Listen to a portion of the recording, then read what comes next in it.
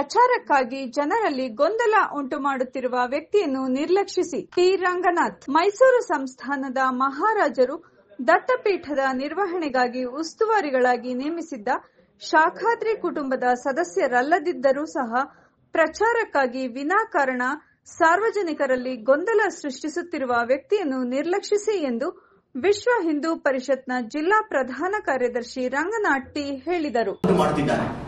ಈಗ ಯಾರು ಪ್ರಕೃತಿಯಿಂದ ಬಂದಿದ್ದಾರೋ ಅವರಿಗೂ ಶಾಖಾದ್ರಿ ವಂಶಸ್ಥರಿಗೂ ಯಾವುದೇ ಸಂಬಂಧ ಇಲ್ಲ ಮತ್ತು ಅವರು ಸಂಘ ಪರಿವಾರ ಮತ್ತು ಬೇರೆ ರಾಜಕೀಯ ಪಕ್ಷಗಳಿಗೆ ಹೋಲಿಸಿ ಇಲ್ಲಿ ಗೊಂದಲ ಉಂಟು ಮಾಡ್ತಿದ್ದಾರೆ ಅಂತ ಅವರು ಗೊಂದಲ ಉಂಟು ಮಾಡ್ತಿದ್ದಾರೆ.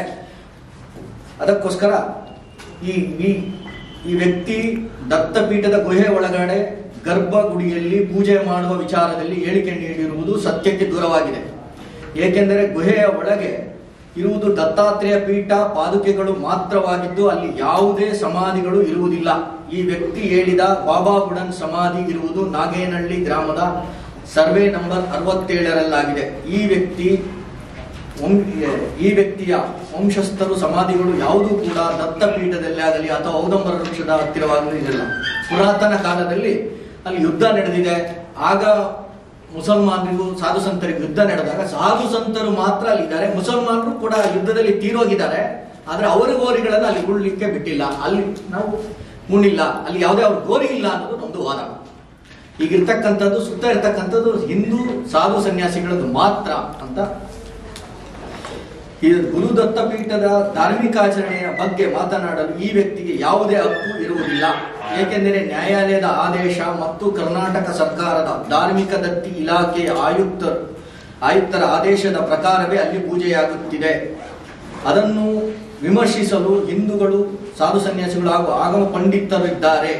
ಈ ವ್ಯಕ್ತಿಯು ಯಾವುದೇ ತರಹದ ಆಗಮ ಪಂಡಿತನಲ್ಲ. ದತ್ತಾತ್ರೇಯ ಸ್ವಾಮಿಯ ಚರಿತ್ರೆ ಹೇಳಲು ಈ ವ್ಯಕ್ತಿಗೆ ಯಾವುದೇ ಸಾಕ್ಷಿ ಆಧಾರಗಳು ಇಲ್ಲದಿದ್ದರೂ ಕೂಡ ಬಾಯಿಗೆ ಬಂದಂತೆ ಹೇಳುತ್ತಿದ್ದಾರೆ. ಅವರು ಎಲ್ಲಿ ಹುಟ್ಟಿದ್ದು ಎಂಬುದು ಈ ವ್ಯಕ್ತಿಗೆ ಏನು ತಿಳಿದಿದೆ? ದತ್ತಾತ್ರೇಯರು ದೈವಾಂಶ ಸಂಭೂತರಾಗಿದ್ದು ಅವರು ಭಾರತದ ಹಲವು ಕಡೆ ಸಂಚರಿಸಿ ಮತ್ತು ಅವರು ಸಂಚರಿಸಿದ ಕಡೆಗಳಲ್ಲಿ ಅವರ ಪೀಠಗಳು ಇರುತ್ತದೆ.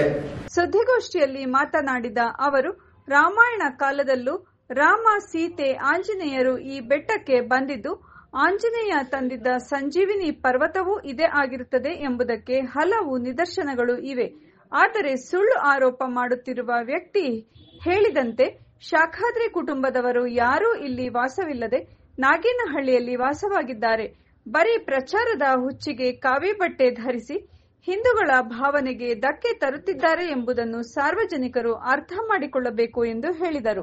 ಆದರೆ ಅವರು ತಪಸ್ಸು ಮಾಡಲು ಕುಳಿತು ಬಹಳ ಕಾಲ ಇದ್ದಿದ್ದರಿಂದ ಈ ನಮ್ಮ ಪೀಠವು ಬಹಳ ಮಹತ್ವವಾಗಿರುತ್ತದೆ. ಮುಂಚೆ ಅವರು ಹೇಳಿದರೆ ಕಾಶಿಯಲ್ಲಿ ಹುಟ್ಟಿದ್ರು ಅಂತ ಹೇಳಿಕೆ ಕೊಟ್ಟಿದ್ದಾರೆ. ಅಂದ್ರೆ ನಾವಿಲ್ಲಿ ಆ ಸ್ಥಳ ರೂಪಿಸ್ತಿಲ್ಲ, ನಮ್ಮ ಹತ್ರ ದಾಖಲೆ ಇದೆ ದತ್ತಾತ್ರೇಯ ಪೀಠ ಎಲ್ಲಿದೆ ಅಂತ. ಈಗ ನಾವು ತೋರಿಸಿದ್ರೆ ಅವರು ಅದನ್ನ ತೋರಿಸ್ತಾರೆ ಅನ್ನೋದಕ್ಕೋಸ್ಕರ ದಾಖಲೆ ನಮ್ಮ ಹತ್ರ ಎಲ್ಲಿ ಹುಟ್ಟಿದ್ರು ಅನ್ನೋದು ನಮ್ಮ ಹತ್ರ ದಾಖಲೆ ಇದೆ.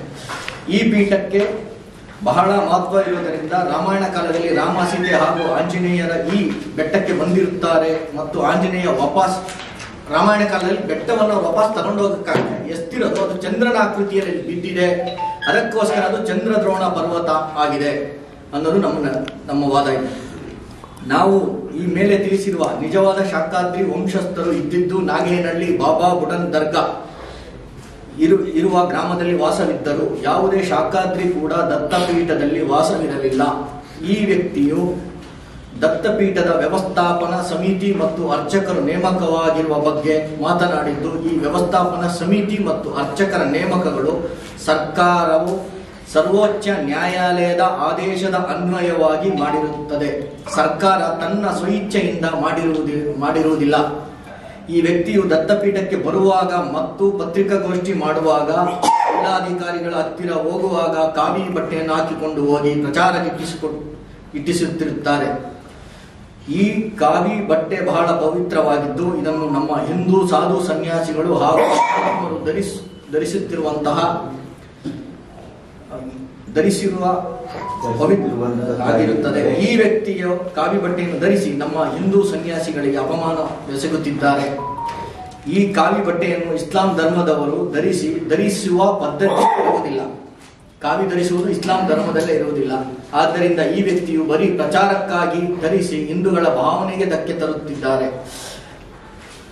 ಈ ವ್ಯಕ್ತಿಯು ಕಾನೂನುಗಳ ಬಗ್ಗೆ ಬಹಳ ಮಾತನಾಡಿದ್ದು ಈ ವ್ಯಕ್ತಿಗೆ ಯಾವುದೇ ರೀತಿಯ ಕಾನೂನಿನ ಜ್ಞಾನವಿರುವುದಿಲ್ಲ ಎಂಬುದು ಸ್ಪಷ್ಟವಾಗುತ್ತದೆ. ಆದ್ದರಿಂದ ಈ ವ್ಯಕ್ತಿಯ ಹೇಳಿಕೆ ಯಾವುದೇ ರೀತಿಯ ಮಹತ್ವವಿರುವುದಿಲ್ಲ. ಈ ವಿಚಾರವನ್ನು ಸಾರ್ವಜನಿಕರು ಅರ್ಥ ಮಾಡಿಕೊಳ್ಳಬೇಕು ಮತ್ತು ನಮ್ಮ ಈ ಹೇಳಿಕೆಯನ್ನು ಮಾಧ್ಯಮದವರು ಪ್ರಚಾರ ಮಾಡಿ ಸತ್ಯ ಮತ್ತು ದತ್ತಪೀಠದ ವಿಚಾರ ನ್ಯಾಯಾಲಯದಲ್ಲಿ ಇರುವುದರಿಂದ ಅಲ್ಲಿಯವರೆಗೂ ಅವರು ಮಾಡಿರ್ತಕ್ಕಂಥ ಯಾವುದು ನಮ್ಮ ದತ್ತಪೀಠದ ವಿಚಾರ ಹೇಳಿರ್ತಕ್ಕಂಥದ್ದು ಸುಳ್ಳು ಎಂಬುದು ನಮ್ಮ ವಿಶ್ವ ಹಿಂದೂ ಪರಿಷತ್ತಿನ ಹೇಳಿ. ವಿಶ್ವ ಹಿಂದೂ ಪರಿಷತ್ತಿನ ಮುಖಂಡರಾದ ಯೋಗೇಶ್ ರಾಜ್ ಅರಸ್, ಶಿವಣ್ಣ, ಆಕಾಶ್ ಉಪಸ್ಥಿತರಿದ್ದರು.